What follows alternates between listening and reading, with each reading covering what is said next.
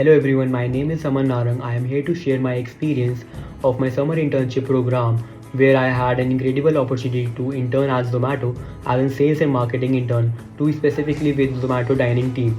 So at my internship, I had a chance to understand the challenges and complexities of restaurant partnerships from onboarding new restaurant to ensuring a smooth user experience for diners and from assisting in curating social media campaigns to making content and descriptions of restaurants.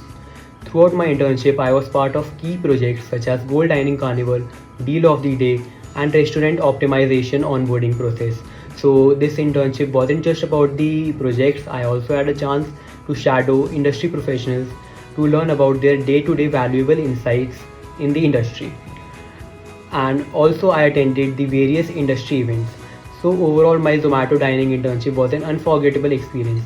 I not only learned professional skills and deepened my knowledge but also got to know about more about the food and beverage industry and the restaurant industry.